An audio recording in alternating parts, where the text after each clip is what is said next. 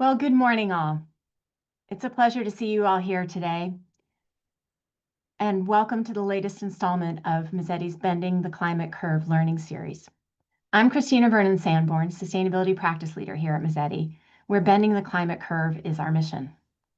This morning, we will explore the question, why are so many new hospitals energy inefficient? I'm really excited about today's presentation. More than 100 new hospitals open every year across North America, and only a small number of them meet current high energy performance code standards. Others are spending hundreds of millions of dollars in excessive utility costs and emitting tens of thousands of metric tons of unnecessary greenhouse gas emissions. Learning from the best can enable every new hospital to maximize its energy efficiency. Opened in 2021, the 1.2 million square foot Cortellucci Vaughan Hospital north of Toronto is now among the most energy efficient major acute care hospitals in the world, with a cold climate, mind you, energy use intensity of just 90 kBtu per square feet. On August 21st, 2024, the project team joined more than 100 hospital executives and industry professionals at the hospital to explore the planning, design, commissioning, and operational practices responsible for this world-class standard of energy performance. This session will present the conclusions and recommendations and is an update to the presentation on this topic given in July at ASHI's HFIC conference. Joining us today is Ian Jarvis.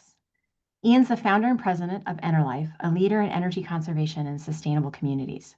With over 30 years of experience, he was the founding chair of the Canada Green Building Council and co-chaired Civic Action's Race to Reduce. Ian provides strategic advice on building performance and has received numerous accolades, including the 2015 Leader Award from the Canada Green Building Council's Greater Toronto chapter. He's also a recognized speaker and workshop leader.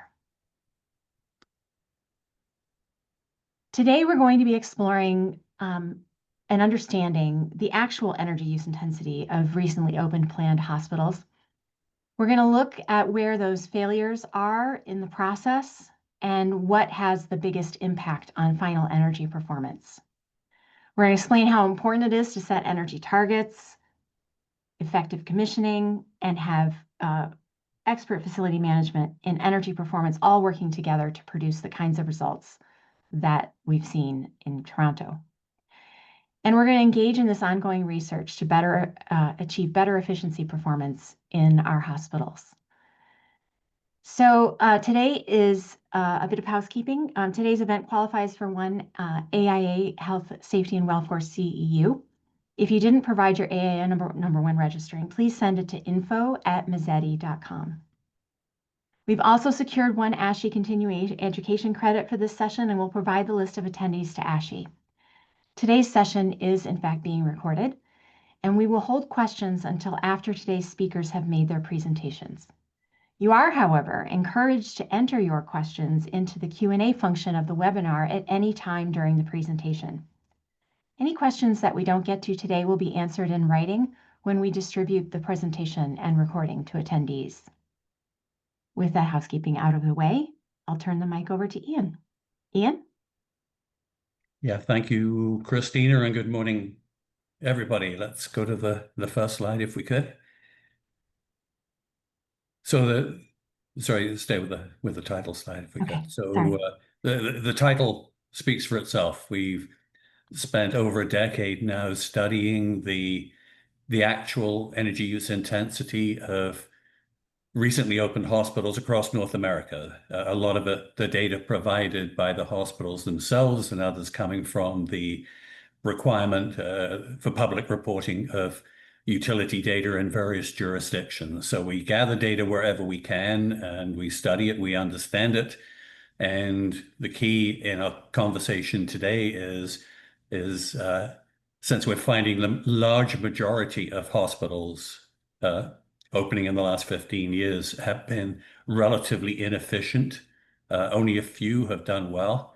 What are the lessons learned? What can we do about it? And the theme for the day is getting it right the first time. If we, as we get new hospitals increasingly energy efficient, increasingly using new technology, decarbonization, heat pumps, heat recovery chillers, heat recovery, that can teach, it is teaching us a great deal about how do we manage the thousands of older hospitals in the energy transition to the new low carbon future. So next slide, please. So we're going to work through the story. I'd like to tell you a little bit about Greening Healthcare, what we are and what we do and where all this information came from. We'll take a look at Cortellucci Vaughan, but we're also going to take a look at a number of hospitals that didn't do so well. And what have we learned from those? And that is tentatively, this is ongoing research, so it's tentatively leading to lessons learned. What kind of conclusions are we drawing today? And one is these high-performing hospitals, we know how to get it right. We are building a few highly efficient hospitals.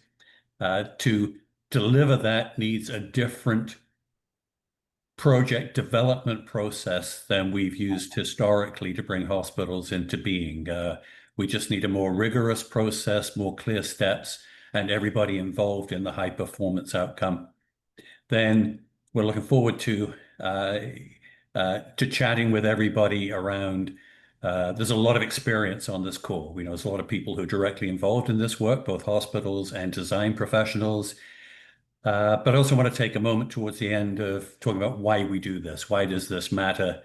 The call to action, what's happening with climate change, and where does the healthcare sector fit? So next slide, please. So Climate Challenge Network is a large nonprofit. We work across North America in a number of different sectors. The only purpose of Climate Challenge Network is to reduce greenhouse gas emissions related to operation of big buildings. So we do nothing with homes, nothing with industry, but we're heavily involved in the healthcare sector, municipalities, in K-12 schools and colleges, universities. And we're introducing at the end of this year what's being termed the 2030 Challenge, which is with 5 years to go to the first set of serious greenhouse gas emission reduction targets. The 2030 Challenge will be looking for organizations across North America to commit to. Pledges matter, and time is short. So the idea of working together towards achieving the kind of levels through improving energy efficiency in these buildings that we know are attainable. The next slide, please. So Greening Healthcare, the biggest and longest established of Climate Challenge Network's programs. We've been operating since 2004 across Canada, now in the United States as well. Northwell Health in New York, which is the largest health provider, as you know, in New York, is now a member, and we're working on their facilities, some of which in New York City are highly carbon intensive and subject to carbon taxes, carbon fines, and caps. We work with the Canadian Hospital Engineering Society. We get funding in part from the federal government in Canada, and technical direction is by the consulting firm NLF Consulting. Next slide, please. So our research is all online. If you go to greeninghc.com, there is a wealth of information there. There's recordings of previous webinars, of workshops that we've conducted. All of our research documents are there. There are case studies and best practice guides and all the things that over the past 20 years, hospitals have told us they need to be able to run more efficiently. These are 3 selections from this. The right-hand side one is almost now the twin, the older sibling of Cortellucci Vaughan. Humber River Hospital was the first to hit this kind of energy level. And that case study talks not just about, on the right side there, not just about technically what did it do and what the numbers are, but Bob Collins, the CEO, speaks to how do they make it happen? How did they buck the trend? How did they, in many cases, work against the system to break new ground in terms of just how energy efficient a major acute care hospital can be? On the left-hand side is one of a series of annual reports we publish on large numbers of new hospitals, a bigger number every year. And the metrics that we use will be of interest to the design professionals on this call. These are the numbers. I'll share some of them with you in a moment, but these are the metrics to be used to calibrate your energy models for hospitals going forward to achieve and improve upon the kind of standards that we'll look at today. Next slide, please. So greening healthcare and all of Climate Challenges Network is all about the simple idea. This is benchmarking charts. So there's all kinds of different hospitals here, um, all over, all across North America. There's continuing care hospitals, acute care hospitals, small rural hospitals, mental health facilities. So we lump them all together here. Every horizontal line here is a hospital. And the blue section of this is its electricity EUI, and the orange is its thermal EUI, typically natural gas these days. And you see the box in the middle, that group, the top 20 hospitals here. You see 4 of them we found in California, 2 in Illinois, 5 from Ontario, Canada, 6 are from the National Health Services in the United Kingdom. And our modus operandi is entirely around, let's look at all those hospitals at the top that are doing really, really well. And then let's look at the ones further down and package what we learn from the good ones, share it with everybody else, and move everybody forward. So our goal is to see this benchmark chart, everything moving to the left. And the number on, or the statement on the right side here is really important, that if we get everybody to the top quartile, that second red dotted line over, if we get every hospital to that top quartile for their hospital type, then we will reduce energy and greenhouse gas emissions by more than 30%.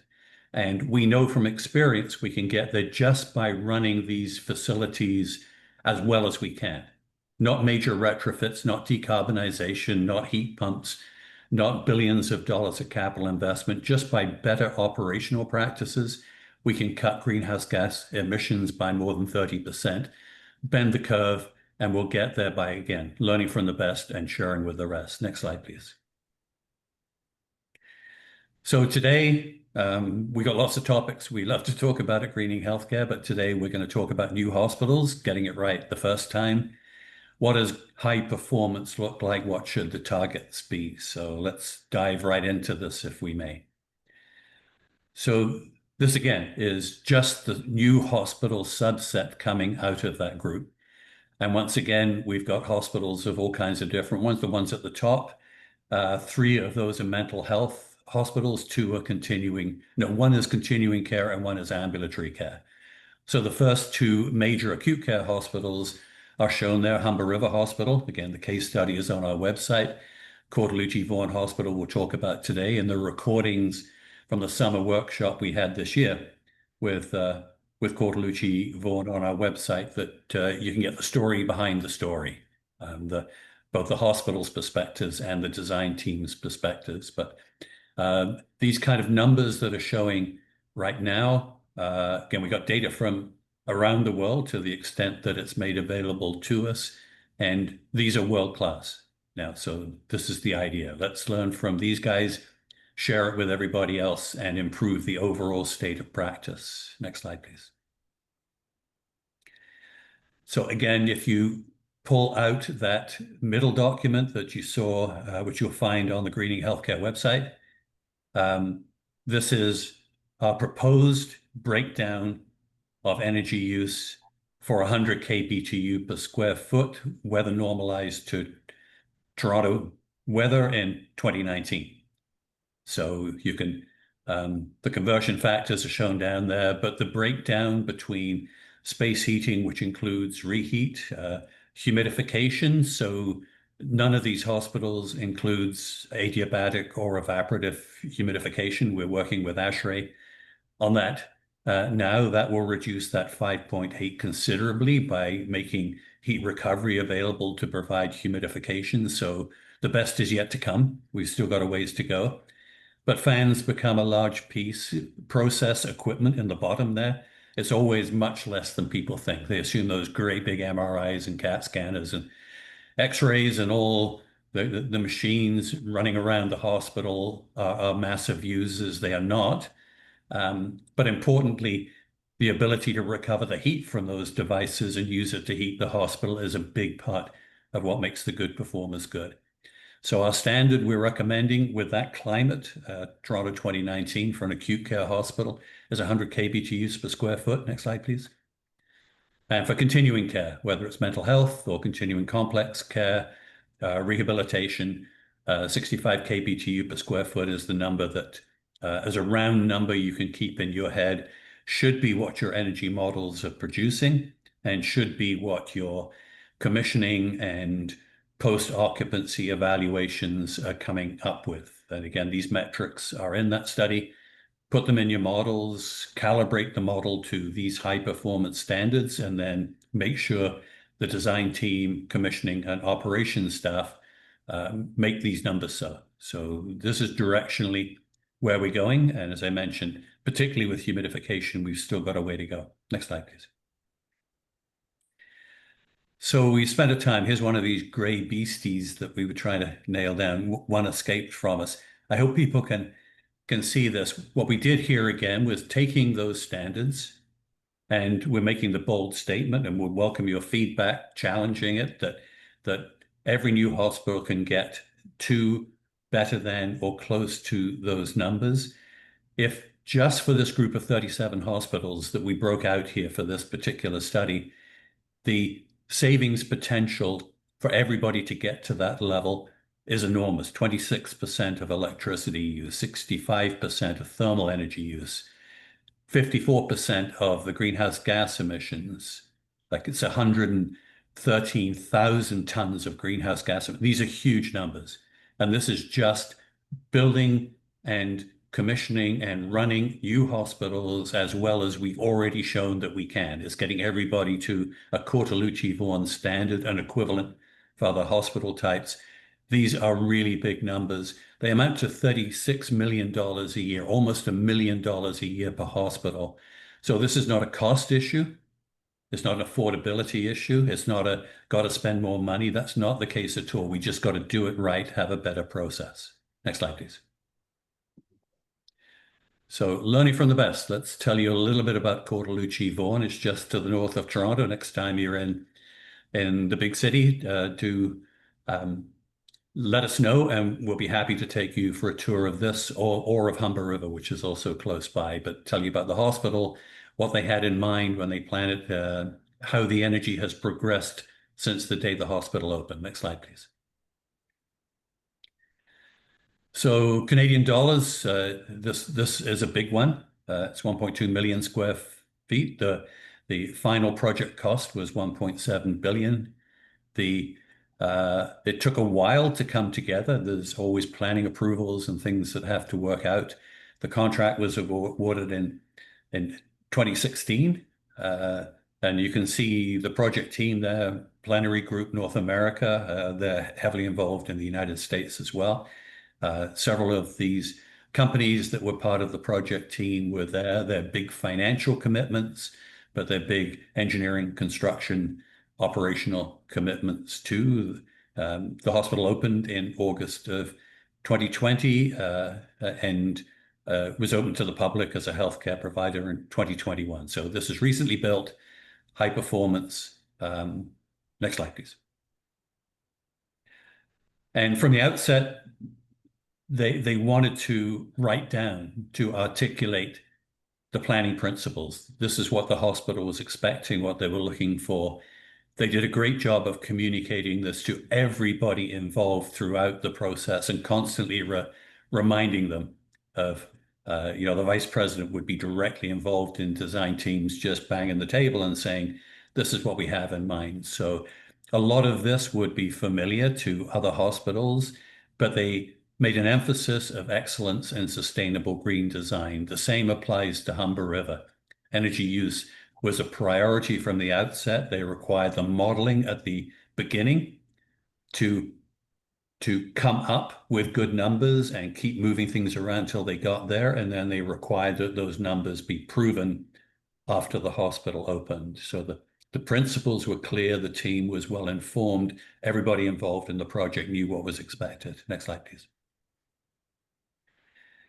And you'll see in this case, Johnson Controls was with OpenBlue and Metasys. They were very productive, positive, helpful partners in this. But the group we showed you there of the high-performing hospitals at the top, pretty well all the major building automation providers were part of that. So this is not company specific. This is process specific. Get the process right, you get the right partners, you make sure they're well informed, you get the right outcomes. So next slide, please. And we always find it interesting. So from the moment the hospital opened on the left-hand side there, it went through phases. So this is the blue dots here are the actual monthly electricity consumption right off the bills. And the red dot looks at the opening period baseline, March of 2021 to February of 2022. So we track what happened to electricity use going through there. And it tracked the baseline. So this is all weather normalized. The red dots again are the weather normalized baseline. And the actual electricity use tracked the model and the requirement, if you like, the requirement to meet the target fairly closely. The first year there was a heat recovery chiller failure, which this is much more dramatic in the next slide where we look at natural gas. But the heat recovery chiller, you can see the electricity came down a little bit. The blue dots are below the red dots in that green boxed area. And there were various operational things along the way, but generally electricity tracked the baseline fairly well. Next slide, please.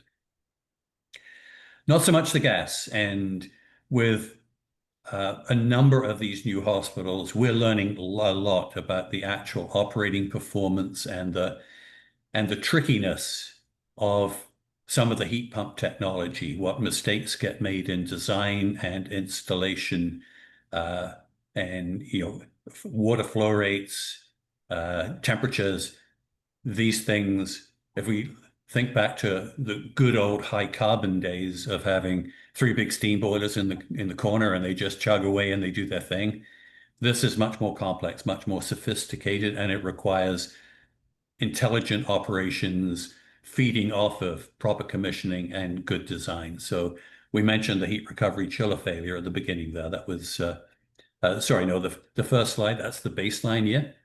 So that peak there was testing the heating plant. So it wasn't the most efficient testing process we've ever seen, and it cost a lot of gas, but you can see pretty much that first year we're on track. Period 2 was the heat recovery chiller failure, fixed towards the end of that year. And then you see we've had better and worse performance in different times all the way through. But the most recent year are the numbers we showed you right at the beginning there. But all of this speaks to operations and commissioning. You've got a design for high performance operations, which means zoning. It means it means equipment selection in the right way. It means high performance heat recovery systems, especially on ventilation air. But then as you move through the commissioning stage and operations, they're infinitely more complex and important than they have been in the past. So big lesson here. Next slide, please.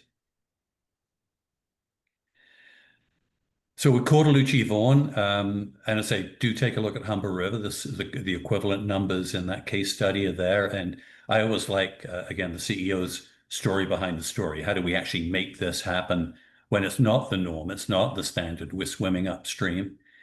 But through the research in the most recent year, we've gone back to some of the underperforming hospitals, which is the large majority of them. And so what went wrong? Like what did the good hospitals get right? And what did the others get wrong? So we picked 3 case studies here. It's kind of high level, but hopefully they're interested. And as a general statement, we love to engage with people. So everybody on this call today who wants to be part of this ongoing conversation, we'll be more than happy to hear from you, and I'll give you some contact information at the end. But let's look at the underperformers. Next slide, please. So here they are. So we had this, you remember you saw this benchmark chart before, the good ones at the top. And this chart now is reorganized by savings potential. And again, these tables have turned gray on us, and that happens sometimes. But the hospitals 1, 2, 3, you can see them at the bottom, the least efficient, the one with the biggest savings potential to meet the high performance target is Hospital 1, which is using almost twice as much energy as it should be. This is quite dramatic. Hospital number 2 is using 2/3 too much, and hospital number 3 it's got 35% savings potential to meet that high performance target. And the numbers in there show these are not these 500,000 square foot hospitals typically, but your hospital one has $600,000 a year savings potential. When the recording comes from this, you'll see this will be fixed and you can see the numbers. Hospital two is $400,000 a year, and I think hospital three is maybe $900,000 a year. These are big numbers. So this is the ongoing cost. We do our life cycle analysis on a 30-year period, even though these hospitals are likely to be around for 100 years. But over a 30-year period, we're talking about billions of dollars across these hospitals that are there. You could build a new hospital for the amount that we're wasting with 37 existing hospitals. So let's look at these three and see what went wrong. Next slide, please. So number one, this is a rural hospital by our categorization, rural acute care. It's in Ontario. It's 135,000 square feet, and it's recently opened. It's got all the technology we would expect: variable frequency drives, variable airflow on the air handling units, enthalpy wheels for heat recovery, low temperature heating loops, fundamentally important. And again, I know all the engineers on this call, they know all about this. So it's not that we messed up on the core principles. This one has a heat recovery chiller, has for supplementary heat, has high efficiency condensing boilers. The steam only serves sterilization and humidification. And we got both water and air cooled chillers, and the chilled water loop runs year round, which again is a fundamental for decarbonization, because the chilled water loop in winter it's your conveyor belt. It picks up all the waste heat throughout the hospital and brings it back to your heat recovery chiller. So from this description, they got it just about right. Next slide, please.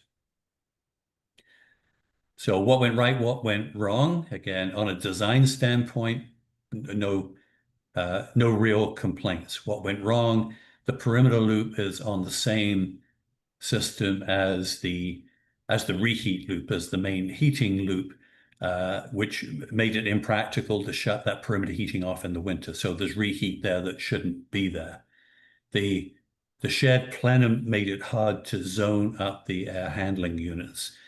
At a more fundamental level, condensate tank just wasn't big enough and causes problems with it overflowing and losing condensate. Construction, when we went on site and talked to them, could have been done a whole lot better. With commissioning, in particular, the enthalpy wheels, the preheat coils, the set points for the preheat coil were just set way too high. So it effectively disabled the enthalpy wheels, and the heating loop temperature was being run too high. Operational and commissioning issue, effectively rendering the heat recovery chiller useless. So how you design, how you operate, how you commission really matters. The common factor with all these high intensity systems is the air handling units were running 24/7. It's the single biggest killer of energy performance. Scheduling air handling units, and all of them under ASHRAE rules and Canadian Standard Association rules, all of them can be scheduled. They have to be scheduled. And if you only take one message from this conversation today, design that in from the outset. Start the hospital up with the air handling units being scheduled, which means you have to have the medical departments involved. You have to make sure you know what equipment's in each space, but then make sure you've got proper zoning, you've got proper terminal devices, they're programmed.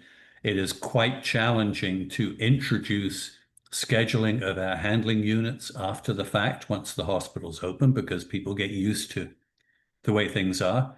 And it's the biggest single factor that affects the ultimate energy use. So again, big message. Scheduling air handling units is the number one issue. And you can see the other issues, the snow melting in this particular hospital, it was running too high and so on. So what went right, what went wrong? These are the things went right, went wrong. You're going to come across these either with your own hospitals or with design that you're doing for hospitals going forward. And for the project teams, these are the messages. Next slide, please. Number two, similarly, this one's in Manitoba, Canada. Again, as Christina kindly mentioned, it gets kind of cold up here sometimes. So cold climate, again, not a big hospital, 185,000 square feet. Again, we got VFDs, we got the enthalpy wheels, we got the low temperature loops, the heat recovery chiller. In this case, they adopted a geothermal system for supplementary heating, which was quite progressive. Manitoba has very green and quite inexpensive electricity, so geothermal looks pretty good in that jurisdiction. And again, you can see the rest around heating and cooling. Next slide, please. What went right, what went wrong? Again, design-wise, the right things kind of happened. The idea of a horizontal geothermal system. On the what went wrong, the last bullet there, the geothermal system was wrong in two ways. One, it's a horizontal system. It seemed a good idea to build it under the parking lot. The parking lot, not surprisingly, is black asphalt. It gets hotter than hell in the summer, and it never had a chance. So, inexperienced team, new technologies, they're challenging. We need a lot of humility with what we're doing as engineers at the moment to ensure that we got our minds open and we study the implications of these things, because they're very hard to fix. But during construction, again, not enough care was taken. During commissioning, guess what? The same issue on the enthalpy wheels. The preheat coil the preheat temperature was set too high. So the wheels were hardly running at all. So effectively, you got something that can recover 85% of heat and humidity that does nothing at all. So the operational factors and commissioning factors disabled what was a good design principle. And again, guess what? The heating pumps run through the summer because you can't shut off the perimeter heating, the areas which could be shut off, and 24/7 operation. I'm not going to repeat all of that. So common factors on what went right and common factors on what went wrong. Case study 3, please. Next slide.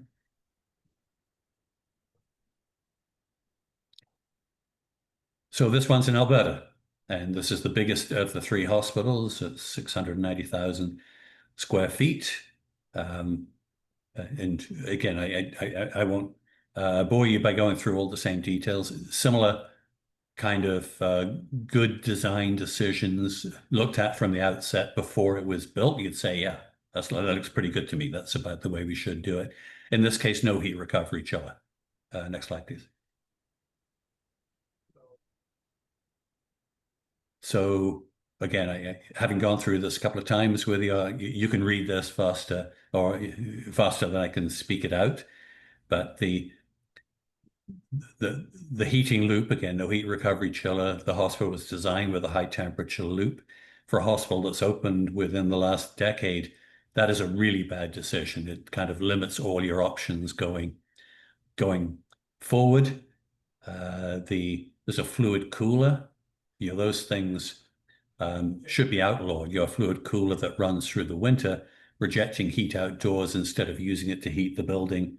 It's kind of criminal and counterintuitive to low carbon design.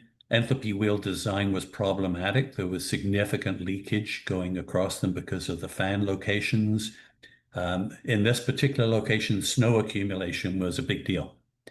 So the wind would blow the snow in through the air intake louvers, and they found they had to run the preheat coils to melt the snow, not to. And once again, that completely incapacitated the enthalpy wheels. So the what went right, what went wrong. Those are the 3 examples, and I would suggest respectfully to everybody, they require a much higher level of diligence and care than has been traditionally the case with simple, old-fashioned high carbon systems. Next slide, please. So let's run quickly through the lessons learned, and so far is, again, put there with humility. Every year uncovers more hospitals we can look at and more lessons learned and more important parts. So this is very much an ongoing story. But the idea of every hospital, both new and existing, having a roadmap towards net zero. We talk a lot with the National Health Service in the UK. They have mandated, they've legislated net zero hospitals in the future. energy efficiency always comes first, which means operations and maintenance is actually more important than design and construction. The idea of an integrated process, this came out of originally from LEED, right? When LEED came along, we found we couldn't build sustainable buildings with our old batch process where we go step to step. The planner goes to the architect, goes to the engineer. Integrated design came out of that. Integrated performance comes out of the next generation, if you like, of that work. And I want to refer to you, there's recordings of the September 4th, 2024 Cortellucci Vaughan workshop where we had a lot of players from the design team, financing, construction, and the hospital debating these issues, really digging into how do we standardize getting it right the first time so that every hospital going forward, every new hospital is going to be highly efficient, and then we can focus on the existing hospitals with lessons learned. Next slide. So here's our top 10. And we use this with existing hospitals. This is the subject of many of our workshops. If you get these 10 things right, then just about every hospital on the wrong end of that benchmarking chart we looked at the beginning, just about all of them will move to the top quartile. And this is not expensive. The paybacks on this kind of work are really low, like less than 5 years, often less than 2 years. But they're a lot of work. They're a lot of thought. They're a lot of thinking. And as you do this with existing hospitals, it always takes you back to, man, I wish we'd built it differently in the first place. It would have made it easier. And things like zoning are fundamental. No zoning makes it really hard to schedule. So here's your checklist for energy efficiency first.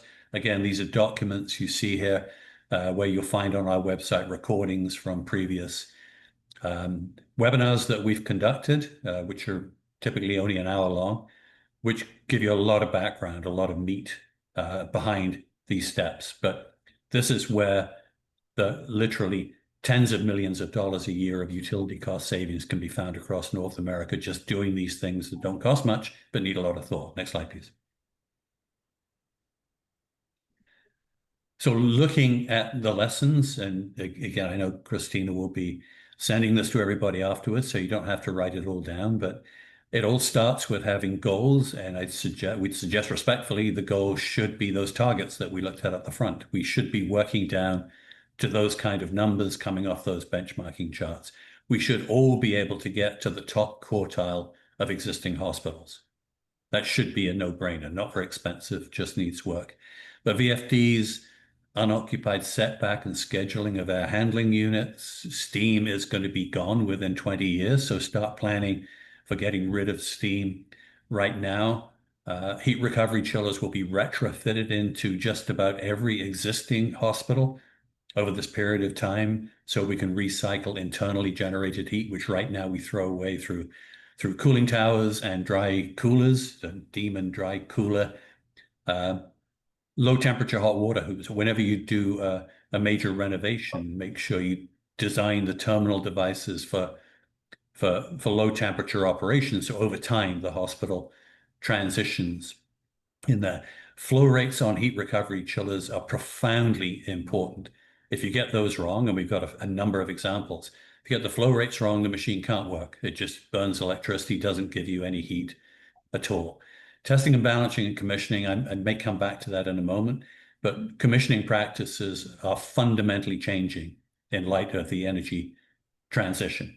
The idea of you set up a model to begin with that's a high performance target model, then commissioning has to not just do functional commissioning to make sure things open and closed when they're commanded, but the hospital's actually achieving those energy use profiles, the amount of energy in the middle of the night, during the day, on the weekend, spring, summer, fall, and winter, all of those. Commissioning is being fundamentally rethought, and we're leading that work right now. Make sure the consultant takes responsibility for the ultimate performance and get the clinical teams involved early so that you can talk together about how they want to use the space and make it work that way from the outset. As far as construction is concerned, you can see all of these principles there, and you just build them into the process, and it's almost like a checklist here. Just say, yeah, did that. But where value engineering and change orders, value engineering is very often responsible for deterioration of performance. As value engineering has more to do with cutting costs than improving performance and drives up life cycle costs. Next slide, please. Touched a moment ago on performance-based commissioning. Have interval electric and thermal energy metering on every hospital so that you can develop the profiles after construction and compare them to the original model. That was, how should the electricity go up and down over the course of the day? What should the gas use look like in the summer, in the spring, in the fall, and in midwinter? You have to have proper interval metering to be able to do that comparison to ensure that you've got the right outcome. Use HVAC trend logs to prove that things are running the way they should be. If you expected systems to schedule other variable frequency drives going up and down. So all of these commissioning issues are there, and it's the number one area we would recommend. Rethink that seriously. How do you prove not just operation, function, but performance? And then the operational part, already said it. Avoid simultaneous heating and cooling. Reset heating chilled water based on the demand of the building. Schedule the air handling units. Do all of these things, build these in, especially monitoring and reporting and ongoing communication. So these are the key lessons learned. If these are helpful to you, that's great. But again, the outcome should be high performance hospital every time. Next slide, please. So this, again, you'll have for reference. We break the whole process up, the early stages, planning and design. The key message there is start early. Start earlier than you even think you need to, because we always run out of time to evaluate everything before suddenly we've got to get on with this and build it. Procurement really matters. What kind of project agreement you have, what kind of clauses there are, who's accepting risk and accountability. Construction and commissioning, we've talked about already, and have the facility management team involved right from the outset, so they're helping you design for proper operations. Next slide, please. So again, I've mentioned this, September 4th, 2024 was for me a breakthrough session, a whole day workshop at Cortellucci Vaughan Hospital with the team. These are the folks that were on the panel around commissioning, facility management, and operations. If you want to hear their wisdom, which is far beyond mine, listen into that part of the recording, and I think you'll find it insightful and helpful. Next slide, please. Similarly, the lessons learned session, Cliff Harvey is a major player up here. He's been involved in 3 of these major hospital redevelopments now. But Ellis Don Facility Services running the facility, John Marshman, a key executive from one of our major hospitals, and a technical lead from WSP, the consultants. When we get these folks together talking, not just talking, but talking about the outcomes of the work that they did, it's incredible the insights that come out of it. Man, I wish you had done that differently, and now I wish I'd done that differently. Next slide, please. So let me, conscious of the time, let me run through this area. Most of our greening healthcare events, and so if you do go online and take a look at a recording, you'll see this. But this is not just an academic exercise. It's not just an engineering exercise. It's not a wouldn't it be nice. There's a call to action here that the climate crisis is very real. It's upon us. The damage it has caused is breathtaking, and what's yet to come is going to be far worse. So just wanted to share a few thoughts at the end of this around a call to action to everybody on this call today. Next slide, please. You'll find the recording there from the November 2022 Greening Healthcare Forum, where Dr. Ronald Cohn, very well-respected physician and the president and CEO of the hospital, Sick Kids Hospital in Toronto, there are massive projects underway. Project Horizon is a major downtown hospital redevelopment, just a massive undertaking, but some of the most energy efficient hospitals they are. And you'll hear Dr. Cohn talking about 83%, their research showing 83% of children's illnesses are directly or indirectly related to climate change. They take it seriously. Honestly, there was not a dry eye in the room as he was talking about why this matters so much to him. Next slide, please. The next year we had Dr. Penny Bowen, the chair of Vancouver Coastal Health, a number of hospitals in British Columbia, former city manager of the city of Vancouver, former deputy minister of health, very mature, not given to hyperbole. Her speech speaks to when she saw her hometown of Kamloops burning.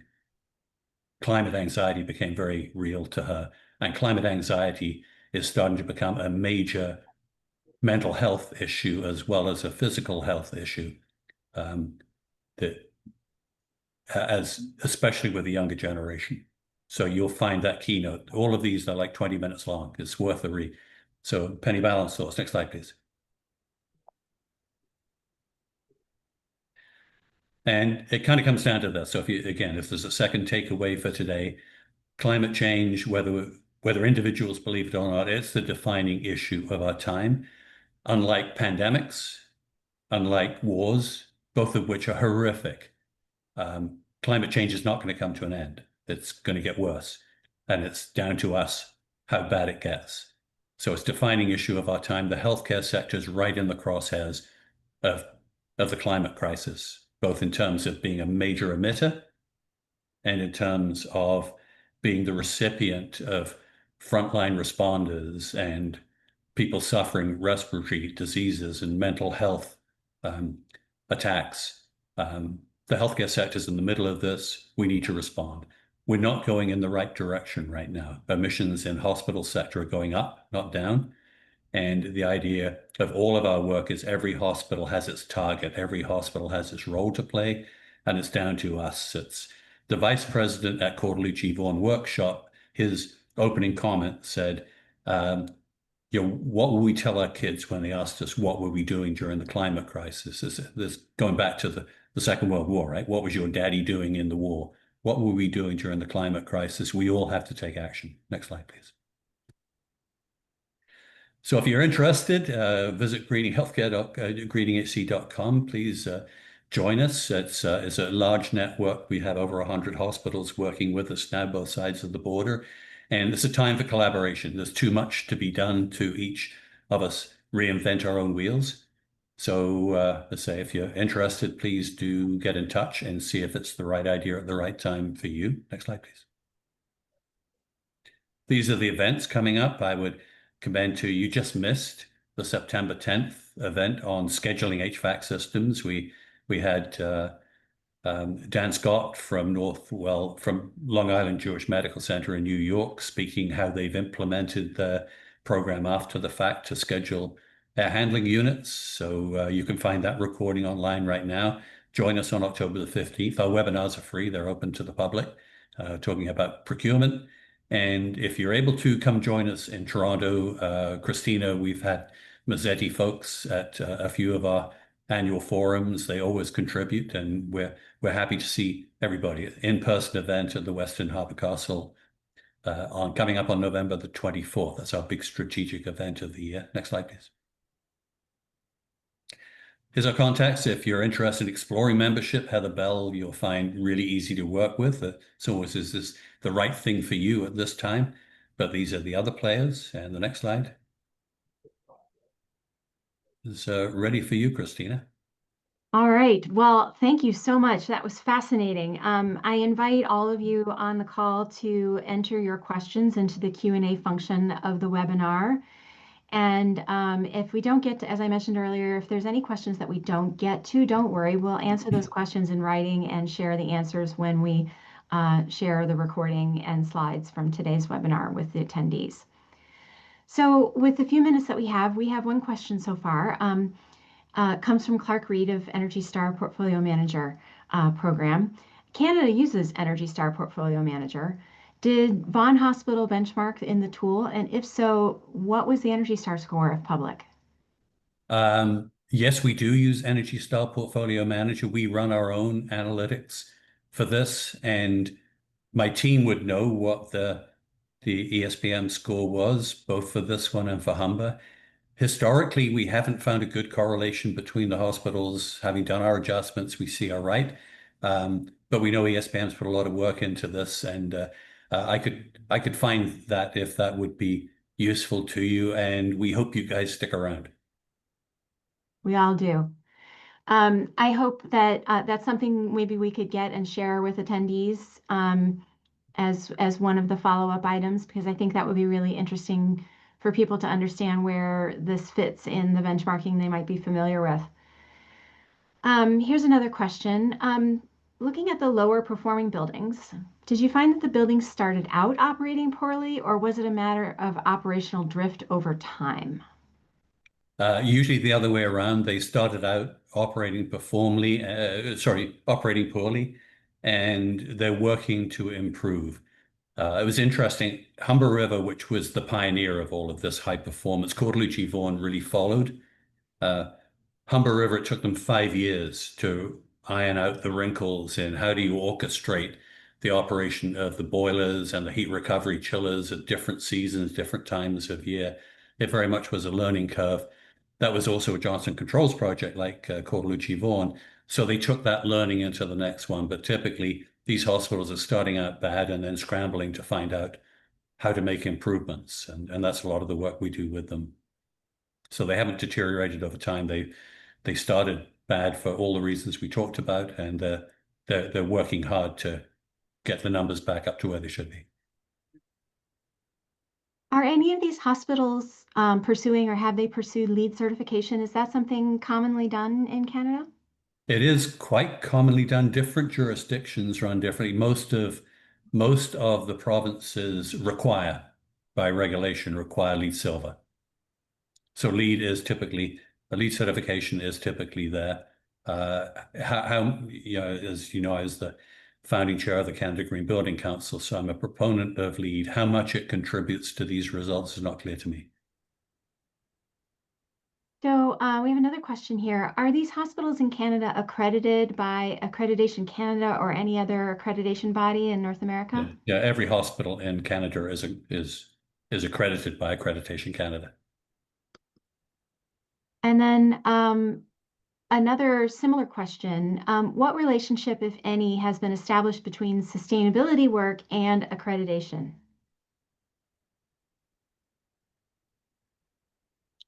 That is a good question. I can't answer that. I know that the Joint Commission in the United States has a separate Yep. certification for sustainable hospitals, which hospitals can pursue in addition to their primary accreditation. There's a certificate program, and I know that JCI International, the international accreditation body, has a similar certification for international facilities as well. I know this Yeah, particular Accreditation Canada Alaska. has built in sustainability requirements. I think the general feeling is they could and ultimately will be stronger. And we are talking to Accreditation Canada, preparing for the annual forum coming up because we are interested in their take on how to move this needle forward, how to move this agenda forward. So I know we have a couple of commissioning agents on the call. If you had to give some advice to commissioning professionals about how to update their practice, what advice would you offer them, or is there a resource on your website that they should be looking at? Yeah, I take them back to the slide that looked at that pioneer, and it's pioneering work here as well. So we don't have a hospital yet that's gone through a performance-based commissioning process. But take the lead with that commissioning today in the low carbon world has to commission not just function, but performance. So get involved early. The commissioning agent should be one working for the hospital, which is mostly the case here now, not working for the project team. Get in there early, influence all the steps of designing for operations, but at the end, plan for what comes out of the energy model, the total energy use, the sub-metered systems, the energy profile on cold days, on hot days, on everything else, that you're going to prove those after the fact. I believe the commissioning revenues on hospitals is going to go up significantly. Obviously, the amount of work you have to do is going to be considerably greater, but you've seen the business case. When we get it wrong, it's just too painful. And we do see the commissioning agent as the glue, if you like. They should be the continuity through the whole process that's always speaking for performance. And so when a value engineering option comes along or a change order comes along, that should be reviewed. Say, is that going to help, hinder, or be neutral to the performance of the facility? So we see better commissioning as being a very big part of the future. Here's another question. How critical is it to have a performance dashboard for the operators to reference? I think that, I mean, many of them, I don't know how critical it is. Certainly the operators need good information. They need good training. They need to be directly involved with a commissioning agent who should, again, be that glue, be that bridge that defines how these things work. Many of these say that um, so, dashboard is one way of presenting information in a meaningful way, but how much it gets, they look very pretty. I'll try to say this diplomatically. We know a number of big healthcare organizations in Canada and the United States that have got glorious dashboards and their performance is terrible. So it's not just presenting the information, it's interpreting it. What does it mean? What does it tell you? Can you see if you're trending in the right direction? Are you fixing things? So I think dashboards matter, but very often they're more pretty than useful. I also think a lot of those systems can create alarm fatigue, and that becomes a real challenge with maintaining high performance facilities. We had a comment here that sustainability standards are now part of the International Society for Quality in Healthcare's accreditation body requirements. So we are seeing some movement globally around introducing sustainability standards as part of accreditation as well as surveyor training programs. So thank you for that tidbit, Dr. Nzanira.